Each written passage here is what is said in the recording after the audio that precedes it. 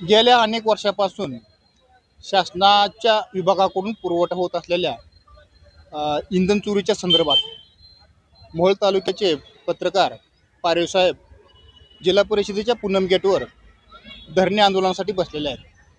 शासनाकडून पुरवठा होत असलेल्या या इंधन चोरी कशा प्रकारे होते ते त्यांनी शासनाच्या निदर्शनास आणून देखील शासन यावर ठोस उपाययोजना करताना दिसून येत नाही. त्या संदर्भात त्यांच्याशी आपण त्यांच्याशी आपण जाणून घेऊया. नमस्कार. मी बाळासाहेब पारवे पत्रकार. मी 30 वर्षापासून पत्रकारी करत असताना आमच्या निदर्शनला ही इंधन चोरी, पेट्रोल डिझेल अनेक वर्षापासून चोरी होत आहे.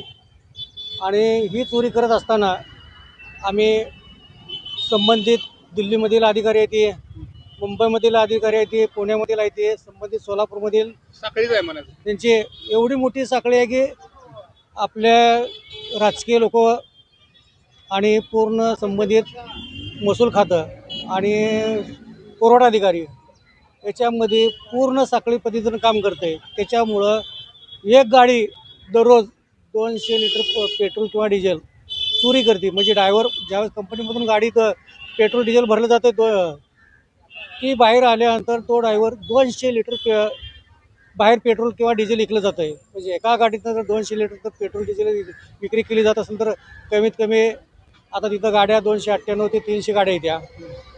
तर ह्या तिन्ही कंपनीच्या मॅनेजरला आम्ही वारंवार पत्रव्यवहार केला, कलेक्टर साहेबांना केला, संबंधित दिल्ली इथे जाऊन आम्ही स्वतः त्यांच्या संबंधित अधिकाऱ्यांना, मुंबई इथे संबंधित पुरवठा अधिकाऱ्यांना, पुणे यांच्या वरिष्ठ किंवा पेट्रोलिंग कंपनीचे जेवढे तिन्ही कंपनीचे आहेत ते या तिन्ही कंपनीच्या अधिकाऱ्याला आम्ही भेटून पत्र दिलेत, पुणे, मुंबई, दिल्ली येतं.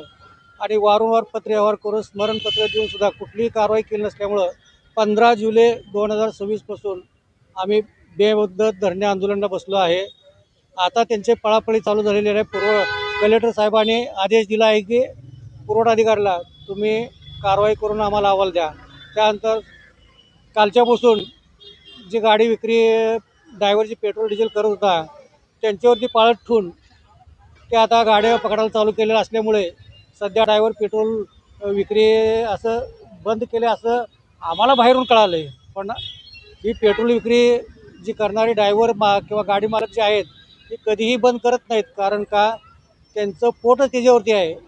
आणि लाखो रुपये ती महसूल जे आहे कोणाच्या खिशातून जाते तर हे जनतेच्या खिशातून जाते. आज महाराष्ट्र सरकारला असू दे किंवा केंद्र सरकारला डिझेल पेट्रोलचा टॅक्स कोणाच्या जनतेचे पैसे होते. आज पेट्रोल महाराष्ट्र सरकार जर टॅक्स किती घेतो, 36 रुपये टॅक्स घेतो एका लिटर मागं, पेट्रोल असो डिझेल असो.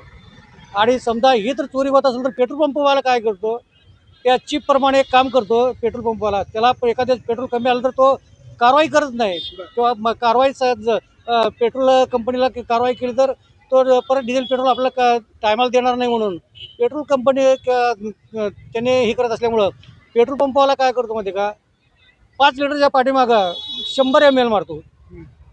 5 लिटरच्या पाठीमागं 100 ml पेट्रोल गिरायकाला काटा मारून ही करतो. त्यावेळेस चोरी करतो.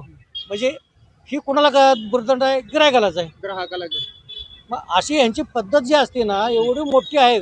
जाणून बुजून कोणाला त्रास आहे, जनतेलाच आहे. मग धड ही चोरी कधी होती, रात्रीच्याला होती का, नाही. सकाळी 11 ते संध्याकाळी 6 वाजेपर्यंत दिवसाच्या आत चोरी होती. आणि ती बी कुठं रोडलगत चोरी होती. आपल्या मोहोळ तालुक्यात होती, पाकणीला होती, सोलापूर जिल्ह्यात करमाळा 11 तालुक्यात असं काय गाड्या काय शेतामध्ये जाऊन पेट्रोल डिझेल चोरी करत नाही. त्या रोड लगत हिरवाळ पडदा लावलेला असते आणि त्या पडद्यालगत लगेच तिथं रोडच्या कडेला पडदा लावून पेट्रोल काढलेलं असते. हे सर्व डिपार्टमेंटला माहिती आहे, सर्व संबंधित पुरवठा अधिकाऱ्याला माहिती आहे. कारण का माहिती का, ही साखळी पद्धतीनं काम करत असल्यामुळं पुरवठा अधिकाऱ्याने लवकरात लवकर ती गाड्या सर्व ताब्यात घ्यावं सर्व. आणि ही गाड्या कायमस्वरूपी जप्त करून ड्रायव्हरवरती गाडी मालकावरती फौजदारी स्वरूपाचे गुन्हे दाखल करावे. आणि आजपर्यंत त्यांनी जी काळी मायावरती कुठं 4 व्हीलर गाड्या, शेती, बंगलं बांधलेले आहेत ती सर्व शासनाला जमा करण्यात यावी, त्यांची प्रॉपर्टी विकून. आणि यांच्यावर फौजदारी स्वरूपाचे गुन्हे दाखल जोपर्यंत होत नाही तोपर्यंत आंदोलन चालूच राहणार आहे. आणि येणाऱ्या 15 ऑगस्टला मी संबंधित विभाग आयुक्त असू द्या कोल्हापूर, परत आपले सोलापूर जिल्हाधिकारी आणि संबंधित पुरवठा अधिकाऱ्याला आत्मदहनचा इशारा दिलेला आहे. जर तुम्ही 15 तारखेपर्यंत नाही केलं तर मी 15 तारखेला आत्मदहन करणार आहे. जय हिंद जय महाराष्ट्र. इंधन चोरी थांबली नाही, येत्या 15 तारखेला मी आत्मदहन करणार असल्याचा इशारा पत्रकार बाळासाहेब पारवे यांनी शासनाला दिलेला आहे. सुपरफास्ट महाराष्ट्र न्यूजसाठी सोलापूरहून नेताजी वाघमारे.